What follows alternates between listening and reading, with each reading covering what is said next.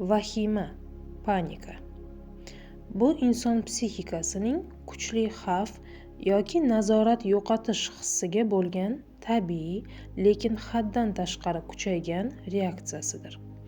Vahima bu shunchaki qo'rquv emas, balki psixika va tananing bir vaqtning o'zida haddan tashqari faollashuvi holati. Vahima bu ong va tananing xavf bor deb noto'g'ri talqin qilgan holatiga beradigan keskin javobi. Odatda bu paytda real xavf yo'q, lekin psixika xavf bor degan signalni beradi. Bu holatda miyaning amigdala qismi, xavf markazi haddan tashqari faollashadi va jang yoki qoch tizimi ishga tushadi. Natijada inson quyidagilarni sezadi. Yurak tez uradi, nafas qisadi, tana titraydi, bosh aylanishi, issiq-sovuq bosish, o'limdan yoki aqldan ozishdan qo'rqish hissi. Bu fiziologik javob, lekin uni psixika nazoratdan chiqarayotgan deb his qiladi. Vahima psixikaga qanday ta'sir qiladi? Birinchisi, ongning to'rayishi. Vahima holatida ong faqat xavfga yo'naltiriladi. Aql, mantiq, fikrlash to'xtaydi. Faqat instinktiv javoblar ishlaydi. Ong faqat omon qolish kerak. Shu sababli odam bu paytda o'ylamaydi, faqat reaksiya qiladi. Ikkinchisi, tana va ong o'rtasidagi aloqa uziladi. Psixika haddan tashqari kuchli signal yuborgani uchun inson tanasini his qilmay qoladi. Masalan, oyoqlar bo'shashadi, tana muzlab qoladi yoki havo yetmayapti degan tuyg'u paydo bo'ladi. Bu ong ostining himoya mexanizmi. U tana og'rig'ini sezmaslikka harakat qiladi. Uchinchisi, real va xayoliy xavf aralashadi. Vahima paytida ong xayoliy xavfni ham real deb qabul qiladi. Masalan, havo yetmayapti degan fikr aslida yo'q, lekin miya uni haqiqat sifatida his qiladi.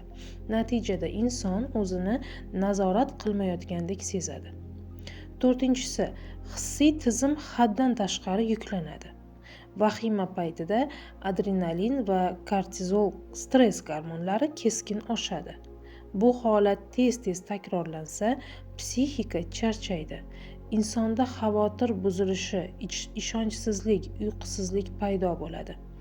Bu ruhiy himoya tizimining energiya zaxirasi kamayganini bildiradi. Vahimaning uzoq muddatli psixologik oqibatlari. Agar vahima tez-tez takrorlansa, ya'ni vahima xurujlari bo'lsa, u xavotirlik kutish holatini, doim yana bo'ladi degan qo'rquvni, ijtimoiy chekinishni, odamlar orasida bo'lishdan qo'rquvni, o'ziga ishonchsizlikni, depressiv kayfiyatni keltirib chiqaradi. Shuningdek, u ong ostida men xavfsiz emasman dasturini shakllantiradi. Bu dastur insonning hayotdagi barcha qarorlariga ta'sir qila boshlaydi. Ruhiy nuqtai nazar. Vahima aslida nimaning belgisi? Ruhiy darajada vahima bu ichki nazoratni yo'qotishdan qo'rquv, ya'ni hayotni ishonch bilan qabul qila olmaslik belgisi. Vahima bu men ishonmayman degan ichki holatning jismoniy ifodasi. Odatda bu hissiyotlar bolalikdagi qo'rquvlar, travmalar yoki nazoratni yo'qotgan holatlar bilan bog'liq bo'ladi. Ong osti o'tmishdagi xavfni hozirgi lahzaga ko'chiradi.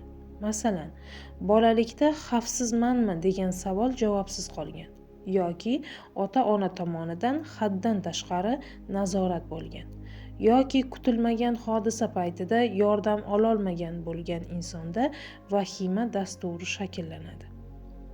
Vahima bilan psixika qanday ishlay oladi? Tinchlantirish usullari. Tana bilan aloqa tiklash. Vahima paytida ongni emas, tanani tinchlantirish kerak. Chuqur, sekin nafas olish. 4 soniya nafas olish, 6 soniya nafas chiqarish.